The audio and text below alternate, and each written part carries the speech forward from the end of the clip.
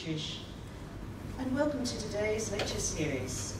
I also want to pay my respects to the traditional custodians of the land on which we're meeting and pay my respects to their elders, both past and present. In our audience today, we have representatives from many organisations and many groups, and I'll just read through some of the very special people and groups that are represented today. But they represent education, law, media and business fields. And I think that indicates to us all the networks and the links that the Affinity Foundation is making throughout New South Wales. We also have representatives from community and faith groups. And I'd like to make special mention today of the Consul General for New Zealand, the Consul General for Papua New Guinea, the Syrian Honorary Consul here in Sydney, the Chair of the Multicultural Council, the President of the Civil Liberties Council, the Emeritus Professor of Journalism at UTS, the President of the Australian Relief Organisation, and the Executive Officer for the Physical Disability Council of New South Wales, and also but not least, my colleagues from the New South Wales Information and Privacy Commission. Thank you. I'm sure that you're going to find today's session really interesting. And I have been given the actual honour and pleasure of introducing it. Our topic is the National Disability Insurance Scheme, or as we most frequently know it, NDIS. The delivery of the NDIS will clearly lead to improvement in the availability and quality of services for people with a disability. And one of the reasons why it places the individual at the centre of service provision. The New South Wales Government is already working with the National Disability Insurance Agency to implement the scheme, and the Department of Family and Community Services is playing a critical role ensuring that New South Wales is ready for that. So it gives me great pleasure to introduce the Deputy Secretary for Ageing, Disability and Home Care, Mr. Jim Longley. Jim has been in charge of Ageing, Disability and Home Care as Chief Executive and now Deputy Secretary since July 2012. Prior to his appointment, Jim was in the banking industry for 18 years, starting with Westpac in 1980, and he worked in Sydney, London and the US.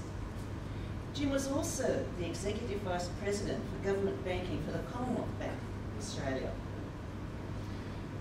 But also, many of you may not be aware that outside of banking, Jim was the CEO of Australia's largest aged care organisation, Anglican Retirement Villages here in Sydney.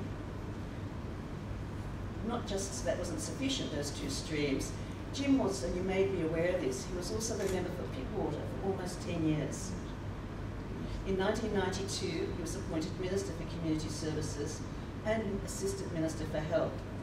In 1993, he added Aboriginal Affairs and Ageing to his portfolio. And as Minister, Jim played a very important role in the passage of some significant pieces of legislation throughout the New South Wales Parliament. And in some way, you've come full circle, Jim. Jim was instrumental in the introduction of the landmark Disability Services Act of 1993. This was recently updated in 2014 by the Disability Inclusions Act. And the Disability Services Act aimed to ensure the basic human rights of people with disabilities, thus guaranteeing that they would receive access to services necessary to enable them to achieve their maximum potential as members of the community. I'm reminded by the World Disability Council, ordinary people leading ordinary lives, and I think that is so true. In addition, as Minister for Ageing, Jim introduced the bill amending the Anti-Discrimination Act of 1977, which made discrimination on the basis of a person's age unlawful.